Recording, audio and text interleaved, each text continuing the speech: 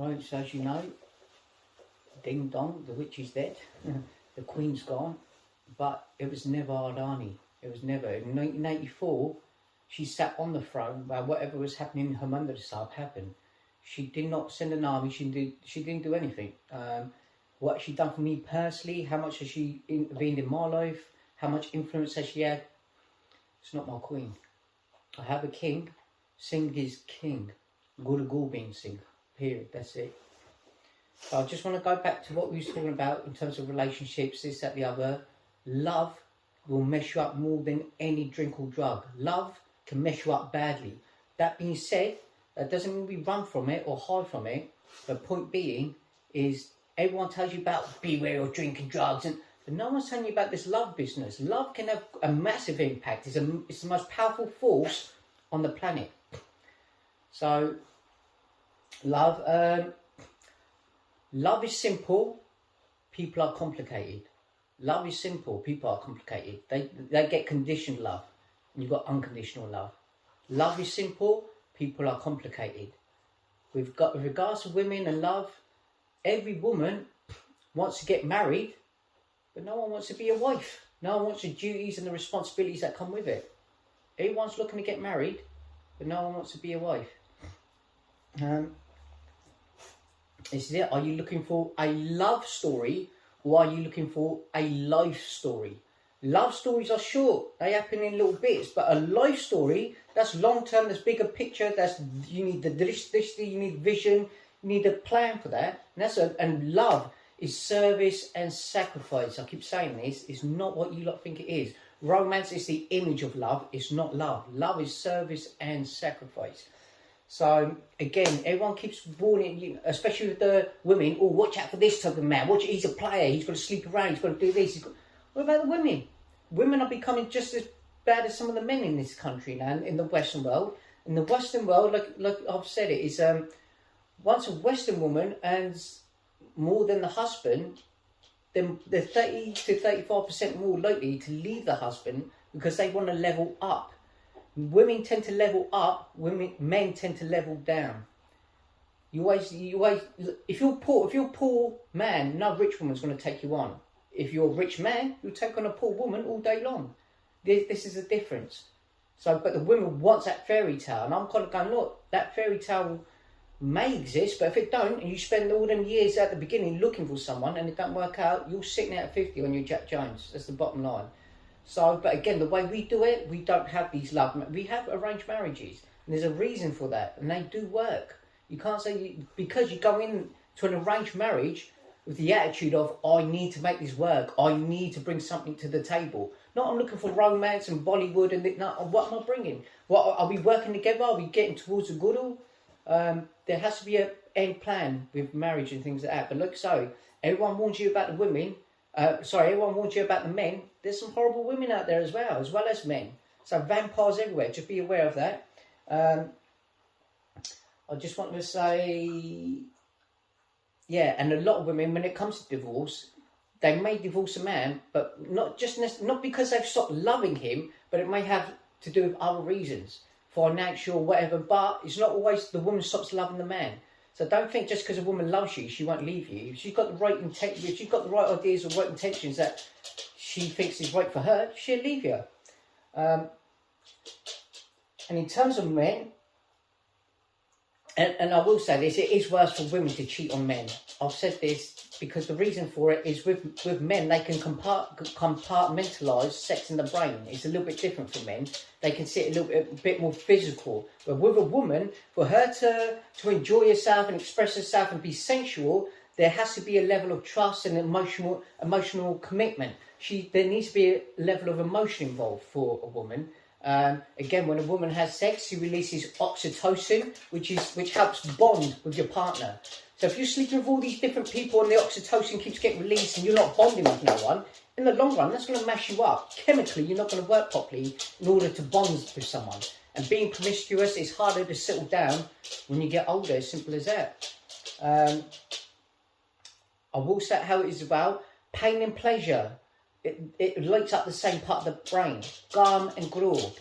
This is why they're so closely linked together, chemically, biologically, neurologically, they're linked together. gum and grow, the lust and the anger. So this is why some women look a psycho. They look a man who's never up, who's always up or he's down. He's never straight and consistent. He's a psycho. This is what women want. They want that psychotic part of them to be constantly being pulled or dragged. Or a lot of women don't want consistency in a normal guy. This is why they go for the bad boy, and then the bad boy does that to them. Subconsciously, they're enjoying it. So for me, it's a lot to do with your upbringing. This, that. If you like being up, if you like up and down, if you like suck and duck, dena lena, you need yourself a psycho. But if you want a bit of suck and shanty, a bit of consistency, and just someone who does this now and again, gradually, gently, you need to find yourself someone who ticks and works properly upstairs. So chemically, very important. Pain and pleasure light up the same part of the brain. And I will finish it off with this, a random one, but making money. Always make money for freedom.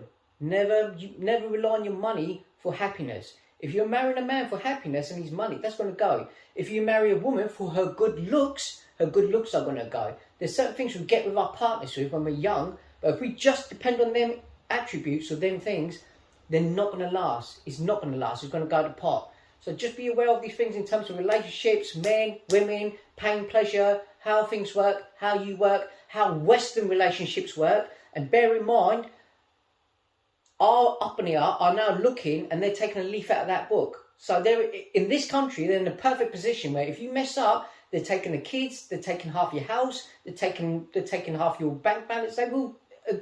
The bottom line is the man will get the bum deal in a divorce in this country. So that's something you need to be very aware of. Where in the Eastern countries, it's the other way around most of the time. It's always the woman that gets done up. But here in the Western world, it's the other way around. The woman has got the perks and the law on her side. So now what we need to do is find a balance where East meets West. And we get that where women are empowered, they are entitled. But more so the man can still be entitled and empowered. So the woman can't stop him from seeing his kids. And you can only see him if you give me money. And there's a lot of emotional blackmail involved. There's a lot of business involved in relationships. Get rid of the business aspect. It's just love. Be spontaneous, be random, open yourself up to love, and try not to love anyone. Just try and be a loving person. As long as you're a loving person, you will attract the love. You will radiate the love. So try not to deliberately, I've got to love. No, you don't have to love anyone. You love yourself. When you love yourself, you radiate love. People come for that love. Love is inside. Your happiness is an inside job. It's not outside. It's not money and it's not your relationship. It's not marriage, not long-term this, nothing. No. Happiness is an inside job and that boils down to you. And you need to know how to get it, how to generate it, and it comes through devotion. For that, to devote yourself to higher, something more high and divine. To the unconditional love. I'll love you no matter what. Even if you're on another realm, if you're on another planet, I will still love you. That's how what unconditional love is. Where conditional love is, no. If you give me your money and you give me the relationship, you do as I say, you do what I want, and you make my fairy tales come true. No, that's conditioned love. There's conditions that come with that love. So try and find someone who can and will love you unconditionally. But the only way to learn how to love unconditionally, for me, my best advice to you would be go to the gurus, read their itihas, read their history, look what they've done with they were grished. Look what they've done with their families and how they've done it and how they lived. There's beyond unconditional love which they showed and which they expressed, and they've done it in such a way it was sublime. So ultimately, this is but we live in a Western world, and now acculturation and all this stuff has to happen. So I just want you to be aware of the Western relationships and statistics, because we live here. This is very important. This is where we have our relationships. This is where you're going to find your partner. And if your partner's influenced by the Netflix and the TikTok and blah, then there's certain parts of that brain that's already been lit up.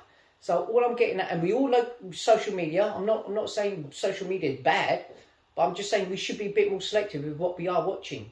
Because like something, we watch certain things, it looks at certain parts of the brain, and when that pain and pleasure is getting lit up, we're seeing all the violent videos and the sexual videos. This lighting up this, and it's making that part of the brain more. I want that. I will need it. And then when you do go into normal life and it's not getting lit up, you feel like you're losing out on something. You're not losing out on anything. You're just, most of the information comes through your what? Eyes. Through the eyes. It comes through your eyes. If you're looking in that's where what's the greatest commodity you can give to the world? Your attention. Your attention. If you're putting your intention into that, then guess what? It affects your intentions. So just a little quick video. I just wanted to make you aware of that, just give you a catch up and go from there. Cool.